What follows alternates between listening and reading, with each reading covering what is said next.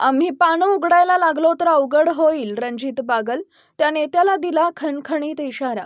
जिल्हा परिषद वाखरी गटातून मयुरी संतोष बागल यांनी आज आपला उमेदवारी अर्ज अधिकृतपणे दाखल केला. यावेळी मोठ्या संख्येने कार्यकर्ते व समर्थक उपस्थित होते. उमेदवारी अर्ज दाखल करताना रणजित बागल म्हणाले, आम्ही चळवळीतील कार्यकर्ते आहोत. गोरगरीब कष्टकरी शेतकऱ्यांचे प्रश्न सोडवण्यासाठी बागल कुटुंबानं अहोरात्र मेहनत घेतली आहे. जनतेच्या प्रश्नासाठी आम्ही कायम रस्त्यावर उतरून संघर्ष केलाय. ते पुढे म्हणाले, आमच्यावर जर पातळी सोडून टीका केली तर याद राखा, आम्ही ही पानं उघडायला लागलो तर अवघड होईल. सत्य आणि कामाच्या जोरावरच आम्ही राजकारण करतो.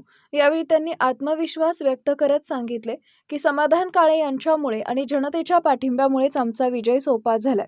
या प्रसंगी उपस्थित कार्यकर्त्यांमध्ये उत्साहाचं वातावरण असून वाखरी गटात बागल कुटुंबियांच्या कामाची दखल जनता घेतल्याशिवाय गेल्या कित्येक वर्षापासून त्या ठिकाणी सर्वसामान्य सभासद असतील किंवा शेतकरी बांधव असतील, युवक युवती महिला या सगळ्या घटकांसाठी सबलीकरणासाठी प्रयत्न केलेले आहेत. आणि त्याच्यातूनच जनतेतनं मागणी आली की तुम्ही आता बागल कुटुंबियांचं कोणीतरी प्रतिनिधित्व या गटातून केलं पाहिजे.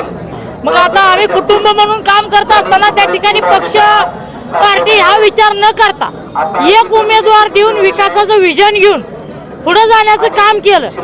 अक्षरशः लोकांच्या प्रतिसादानं उमेदवार किंवा आम्ही एवढे भारावून गेलो. अक्षरशः अजून सुद्धा आम्हाला समजत नाही, एवढ्या एका निरोपावर एका रात्री फक्त निरोप दिल्यानंतर लोक एवढी कशी आली. आम्ही अक्षरशः अचंबित झालो हे सगळं बघितल्यानंतर. एवढी लोकांनी प्रतिसाद दिला आणि खऱ्या अर्थानं आपण जे म्हणालात की पुढच्या शक्ती काय आहेत, काय सर्वसामान्य जनतेला लोकांना मताचा अधिकार आहे काय, महामानव डॉक्टर बाबासाहेब आंबेडकरांनी घटनेतच आपल्याला असा एक बहुमूल्य असं योगदान दिलंय आपल्यासाठी की अदानी अंबानी असू दे त्यालाही एक मत आहे आणि सर्वसामान्य कष्टकरी गोरगरीब असला तरीही एक मत आहे. त्यामुळे एका मताच्या जोरावर काही घडू शकतं आणि विजय तर आमचा निश्चितच असणार आहे. आजपर्यंत ऊस आंदोलन तुम्ही केलंय, शेतकऱ्यासाठी दुधाचे आंदोलन केली, परंतु शेतकरी संघटनेच्या बाजूनं किंवा संघटनेला मतदान करायला येत नाही अशी परिस्थिती आजपर्यंत आपल्याला पाहायला मिळाली. आता तुम्ही काय आव्हान करा शेतकऱ्यांना?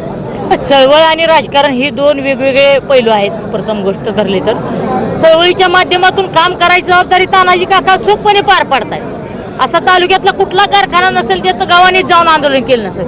आता काल काही लोक म्हणाले विठ्ठल कारखान्यावर आंदोलनच का झालं नाही. ज्या दिवशी विठ्ठल कारखान्यावर आंदोलन डिक्लेअर झालं त्या दिवशी सकाळी 9 वाजता त्या कारखान्याचे तत्पर असलेले एमडी आणि चेअरमन साहेबांच्या निरोपावर एमडी आले आणि लेखी दिलं त्यांनी.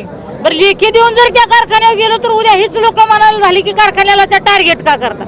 म्हणजे डबल डोलकी लोक आहेत, त्यांच्यावर विसंबून आम्ही राहणार नाही किंवा त्यांच्या बोलण्याकडे या कानानं ऐकलेलं त्या कानानं दुर्लक्ष करू निश्चितपणानं. परंतु तुम्ही ज्या पद्धतीनं म्हणाला चळवळी ही सुद्धा टिकल्या गेल्या पाहिजेत. चळवळी सुद्धा खऱ्या अर्थानं सर्वसामान्यांना कुठंतरी अडचणीच्या काळात आधार ठरतात. आणि राजकीय पक्षांचा विचार केला तर ही स्थानिक स्वराज्य संस्थाची निवडणूक आहे, कुणी ना कोणी लढणारच आहे. त्या ठिकाणी हार जीत आणि त्या माध्यमातून लोकांसाठी एक उमेदवार म्हणून आम्ही आधार म्हणून उभा आहोत.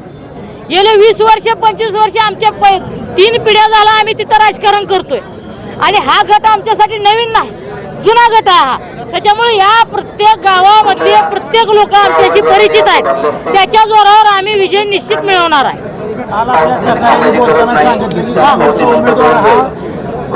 चळवळीतला नाही, तो कारखानदारांचा उमेदवार आहे आणि त्यांच्या बाजूने उभा राहिलेला उमेदवार आहे. ते चळवळीत कधीच नव्हते. समोरच्या उमेदवारावर मी निश्चित बोलणार नाही, ते आमचे बांधव आहेत. परंतु जर आता एवढीवर पहिल्यांदा टीका केली म्हणून गप्प बसून निश्चित आम्ही शांत राहू. पुढच्या काळात जर टीका टिप्पणी केली तर पानं कमी पडतील आम्हाला दाखवायला, एवढं आमच्याकडे पण आहे भरपूर. परंतु काय ज्या माणसाचं आव्हान आहे त्याच्यावर बोलावं. उगा आव्हान नसणाऱ्यांना जास्त महत्व देऊ नये. पोकळ वासा उगाच वारा त्यातून भासाभासाच येणार आहे, त्याच्यामध्ये दुसरं काय नसणार आहे.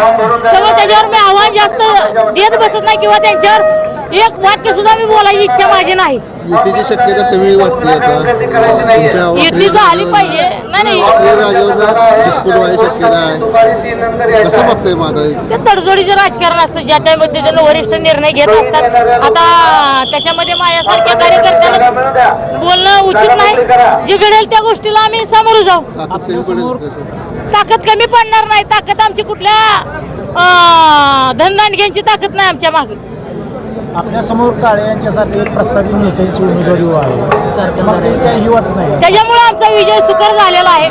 दुसरा कोणी एखादा सर्वसामान्य उमेदवार चांगला असता तर आम्हाला आव्हान वाटलं असतं, परंतु प्रस्थापितांना जनता कंटाळीन, पुन्हा प्रस्थापित जनतेला माती मारण्याचं कामच लोक करतात. त्यामुळे आमचा विजय अधिक सुकर झालेला आहे असं माझं मत आहे.